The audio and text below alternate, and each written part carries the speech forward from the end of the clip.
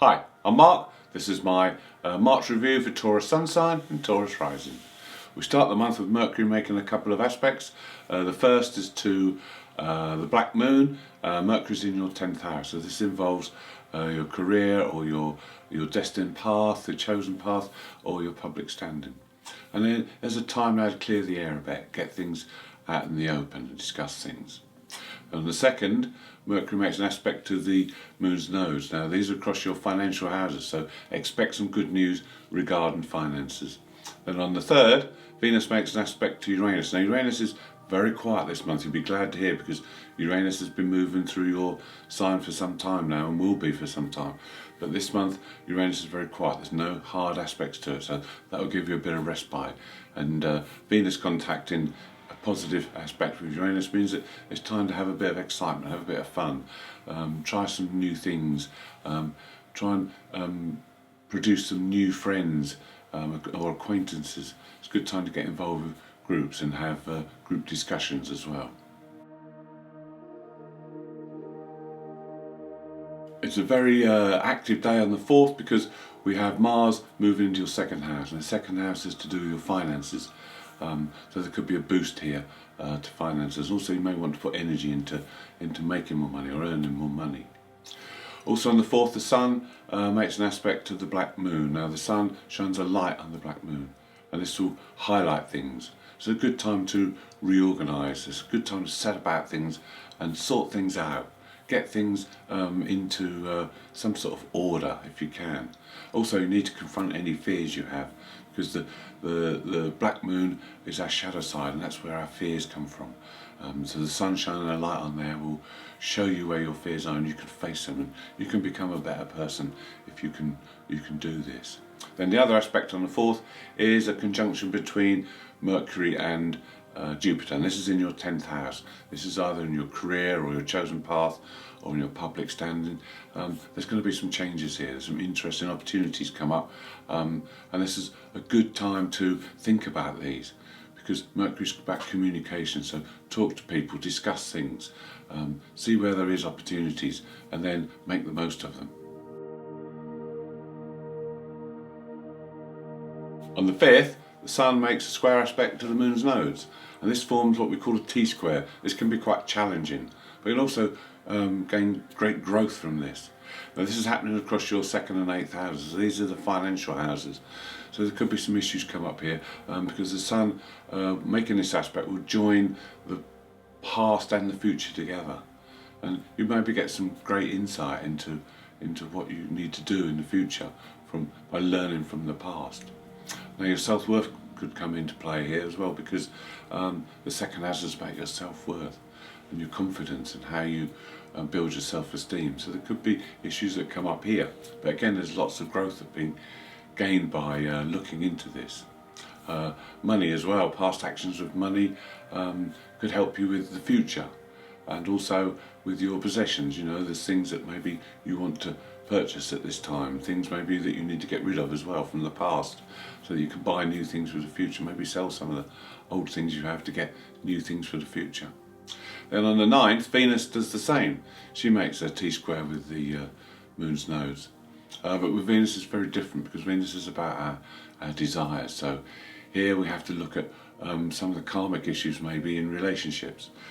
Who do we have karma with? How can we improve things? How can we repay some of this karma? And also about our desires.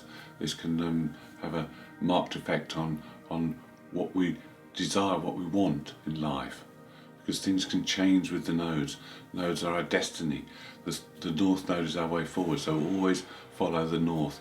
This is the side where you are a little bit afraid, because it's all new territory, so always try and push towards the new territory to achieve.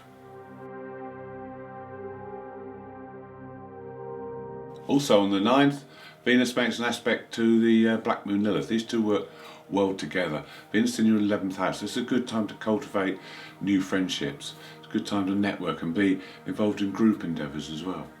The Sun makes a conjunction on the 10th to Neptune, also in this 11th house. There's a strong emphasis at this moment in time on that house. Now this is a very artistic aspect. This is good for raising your sensitivity as well. It's good for being intuitive and knowing what people want, and as you connect well with people within groups and your friends. This is a good time also for spiritual pursuits. It's a great time for doing group meditation. The downside of this aspect is you can feel like you want to get away from things. There's an escapist side to this aspect, so be wary of that. On the 13th there's a new moon. This also happens in your 11th house, so that area of your chart is highly active this month. The new moon in Pisces is about taking a leap of faith, and with your 11th house it involves again group activities, networking with friends, colleagues, and also about changing your dreams, your goals, setting new ones. New moons are about doing new things, so it's a good time to set new dreams, new goals for your future. This moon is also about sensitivity, because it's in Pisces. It will heighten your sensitivity, heighten your intuition and your compassion, and also your artistic and creative side. Venus also makes an aspect to Neptune on that day, and this is very similar to one you had with the Sun, but now this one is more aesthetic. You'll have a greater sense of beauty, and you'll appreciate things more, and you'll also be quite dreamy as well. You'll probably be daydreaming a lot about things. If you can get over that and set some realistic, achievable goals, that will be great for this new moon. On the 16th, there's an aspect between the Sun and Pluto. This is a positive aspect, and this is a great aspect for spring cleaning, and getting rid of some things, cleaning up, cleaning house. But that's not only on the physical plane, that's also mentally, emotionally as well. This is a chance to get rid of things you don't need, outworn relationships or outworn beliefs, modes of thinking. You can have a good sort out and clean up on this day. Mars is also active on this day. It makes a positive aspect to Chiron, so you can also look at anger issues. You can also see how your unconscious works, because Chiron is in your 12th house of the unconscious. So think about unconscious anger and why do you get angry, and what do you do and how do you feel when you get angry. These are all things you can look at this moment in time. On the 18th, Venus makes a positive aspect to Pluto, and this can deepen and intensify your emotions. Also with friendships, there could be a transformative effect from friendships that you have that will affect you and change your life. On the 20th, there's a good aspect between Mars and Saturn. Now this one lasts for 4 days, and this is good to get any task completed, anything done. No matter how boring it is, you'll be able to get on and do things now and get them finished, plough through. It's good for maths, it's good for working out your expenses and your money, because Mars is in the house of finances, Saturn's in the 10th house of career and destiny, so it's a good time to look at your money and perhaps do some forward planning regarding your money and finances. The other good thing about this aspect is it's very practical, so it's a good time to get any DIY jobs done and finished, and use that practical energy. On the 20th, the Sun moves into Aries, but also into your 12th house, so you may come a little bit more withdrawn and a little less sociable. On the 21st, Mercury makes an aspect with Uranus, positive aspect, so your mind will be very alert. It's a bit more of a spontaneous day. Try something new on a day like this, and you can also look at an old problem with new eyes. On the 22nd, your ruler, Venus, comes together with the Sun, and they will travel forward together for 8 days. Now this is a very fortunate time. The attracting power of Venus combined with the power of the Sun means that you can attract money and possessions to you. Also, we have an added bonus, because within those 8 days, Mars makes a conjunction with the North Node. Now this is also in your 2nd house of finances and possessions. So this is a very fortunate time.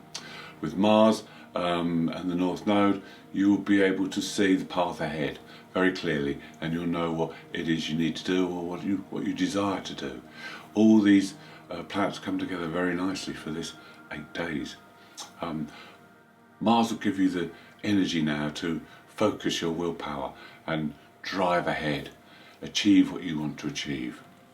Mercury also has a hand in this because Mercury makes a T-square with the nodes on the 25th, so this adds more insight. You'll be able to see clearer, you'll be able to see what it is that you need to do. There may be messages come through as well from Mercury to help to point you in the right direction, but I don't think you'll need them because you'll be able to see and know exactly what it is you want to do now. On the 28th, there's a full moon. The full moon's in Libra and it's in your 6th house, and I would call this moon the healing moon because the Sun is conjunct Chiron and conjunct Venus. So this is a time when you can heal yourself. It's in your 6th house, so you need to be looking at your daily routines, your health, your diet, your fitness and exercise. All these things need to be considered. Also your stress levels, if you're working under stress. And also your environment. How good is your environment? Because with the full moon in Libra, you need harmony. You need peace, harmony, and you need balance. Balance among anything else. Balance is the most important thing with this moon. So, with Chiron and the Sun, you can always turn a wound into a gift. So it's a good time to look inside and to see what are you still not happy about, what is there inside you that you're not satisfied with, and turn that into a gift. Venus can help you love yourself with this full moon. There's a lot of care and attention here that's coming from these planets that you can use to better yourself and make your life that little bit more comfortable. On the 30th, Mercury makes a conjunction with Neptune, and this is great for the creative side, especially creative writing and poetry. It's also good for studying things like spirituality or the occult. Then on the 31st, another good aspect, the Sun and Venus both make a positive aspect to Saturn. So this is good again for creative side, but this is more detailed work this time. And it's also good for getting things organised, getting things put into place. And the Saturn's in your 10th house of career, so it'll be good to organise things within your career area. Also, if there's anything that you need advice on, this is an ideal opportunity to consult with a wise older person and get some answers. Thank you for watching. I hope you've enjoyed the video. If you'd like to see more, please subscribe. If you'd like to leave me a comment, I'll be glad to hear from you.